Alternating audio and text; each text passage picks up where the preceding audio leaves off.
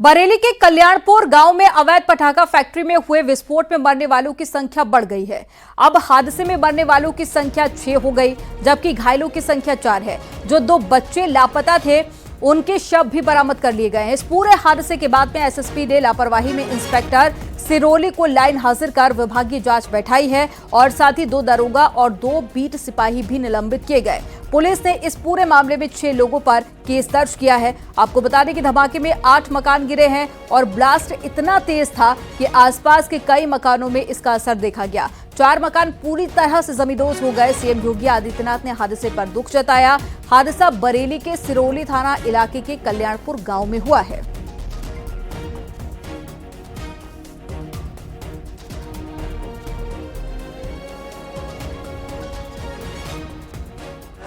सिरौली थाना क्षेत्र में हुए हादसे के बाद ग्रामीणों का क्या कहना है, उसके बारे में हम जानना चाहेंगे। क्या कहना चाह रहे हो आप इस बारे में? ये जो हादसा हुआ है, लोग काफ़ी नुकसान हुआ है, लोगों का उन्हें मुआवजा मिलना चाहिए और जो जिन लोगों ने किया उन्हें सख्त से सख्त कार्रवाई होनी चाहिए उनके खिलाफ।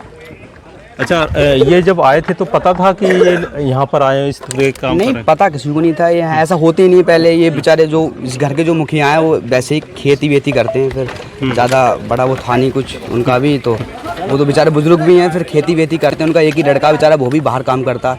अच्छा, सुबह बता रहे हैं इसमें घर में विस्फोट मिला है, कई सारे कट्टे विस्फोट मिला है। विस्फोट वहाँ पे देख सकते हैं आप, शायद कुछ पड़े भी होंगे अभी, बाकी एक गत्ता भी था वहाँ पे ऊपर पूरा इसमें। हाँ ऊपर, हाँ ये ऊपर चढ़ा नहीं था क्योंकि मकान भी जो गिरने वाला है बिल्कुल। अच्छा, इस पूरे मकान में बताया जा रहा है कि इसमें 2 कट्टे विस्फोटक मिला है और जिसको पुलिस ने रिकवर किया हुआ है और उसको अपने साथ में पुलिस लेके गई है। हमीरपुर में सिलेंडर फटने से कच्चा मकान भरभरा कर नीचे गिर गया। घर में मौजूद लोग बाल बाल बचे। बताया जा रहा है कि खाना बनाते समय अचानक से सिलेंडर में आग लग गई थी और फिर ब्लास्ट हो गया। सूचना पर पहुंची पुलिस छानबीन में जुटी हुई है। मामला कुरारा थाना इलाके के रिठारी गांव का है।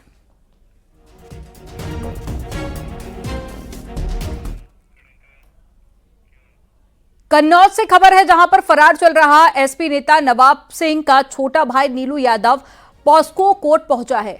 गैंगस्टर लगने के बाद में जेल से रिहा होने के बाद में नीलू यादव फरार हो गया था और नाबालिग से दुष्कर्म मामले में सबूत मिटाने का नीलू यादव पर आरोप है। नीलू यादव के खिलाफ बलात्कार पीड़िता की एक रिश्तेदार पर बयान बदलने और साथ ही जांच को प्रभावित करने के लिए दबाव डालने के मामले में केस दर्ज किया गया।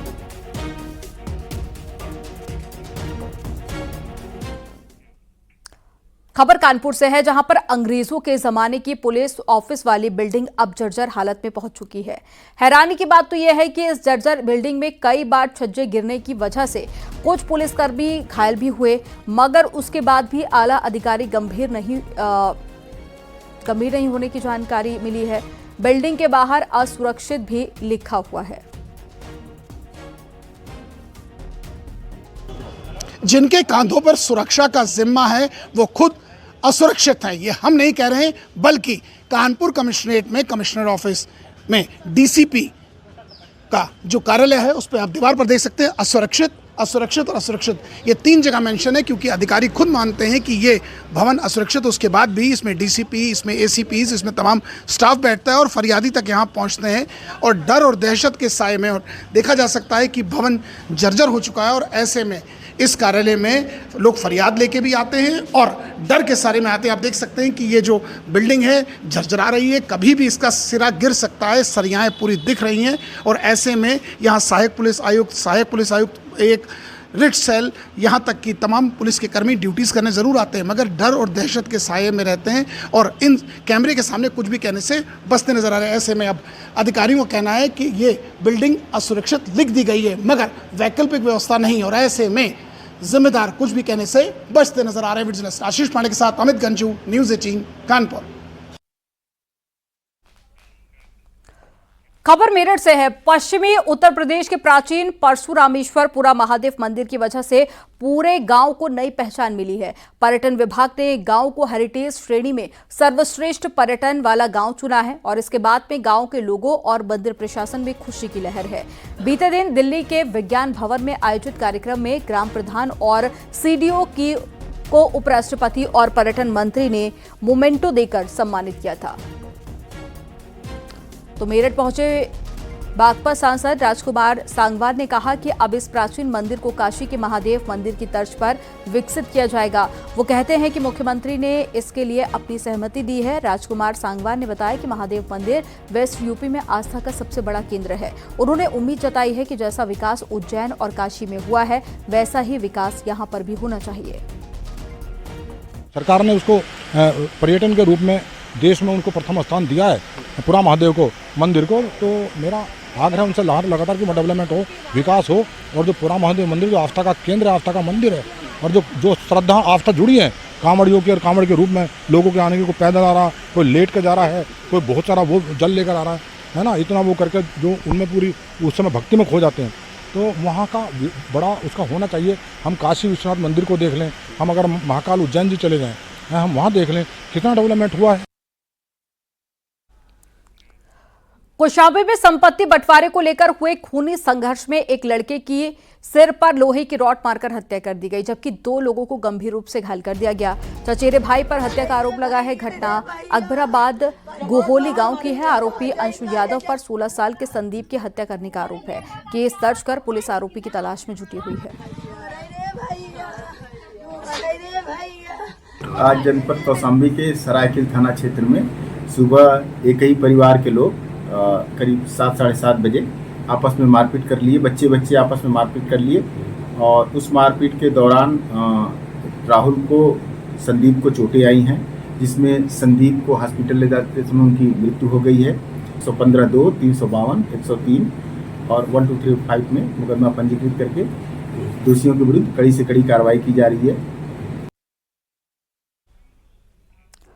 खबर जालौन से है, जहां पर किराना की दुकान में छापेमारी के दौरान पटाखे बनाने का बारूद बरामद होने से हड़कंप मच गया।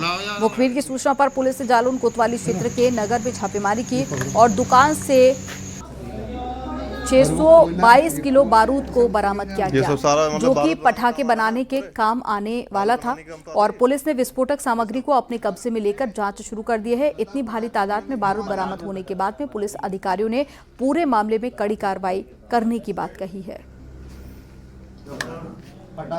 दिनांक 2/24 को थाना कोतवाली जालौन को सूचना मिली थी कि कस्बा जालौन के मोहल्ला नगर भास्कर में एक व्यक्ति के यहाँ अवैध पटाखा बनाने वाली बिना लाइसेंस के सामग्री बेची जा रही है। कस्बा जालौन मौके पर पहुँचे, तभी दी गई, जिसमें मौके से 6 कुंटल 22 किलो विस्फोटक पटाखा बनाने वाली सामग्री बरामद की गई। अंधेरे के फायदा उठाकर अभियुक्त भाग गया।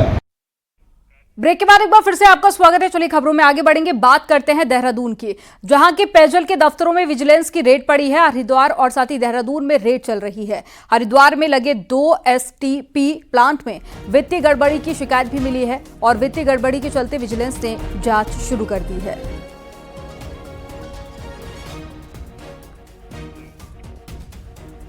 तो हरिद्वार और देहरादून में रेड डाली है। 2 एसटीपी प्लांटों में रेड डाली गई। वित्तीय गड़बड़ी की जांच भी की जा रही है। शिकायत मिली थी।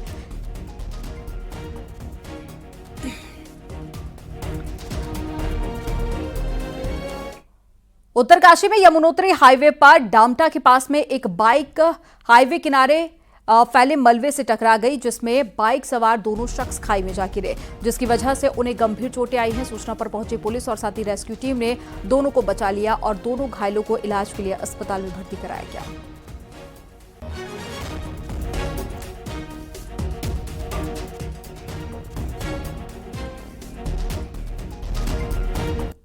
ऋषिकेश में नवरात्र के पहले दिन त्रिवेणी घाट रोड पर जाम लग गया।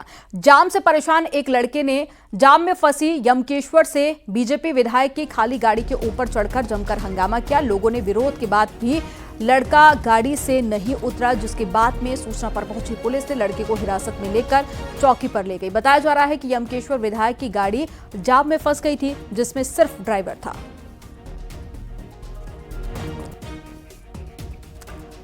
तो ऋषिकेश का ये पूरा मामला है और देखिए ये लड़का कैसे गाड़ी पर चढ़कर हंगामा कर रहा है और रोड पर सुबह से ही जाम लगा रहा। लोगों ने काफी हद तक समझाया, लेकिन जब ये व्यक्ति नहीं माना तो इसकी जानकारी पुलिस को दी गई और उसके बाद में पुलिस मौके पर पहुंची और इस युवक को हिरासत में लेकर पुलिस स्टेशन ले गई।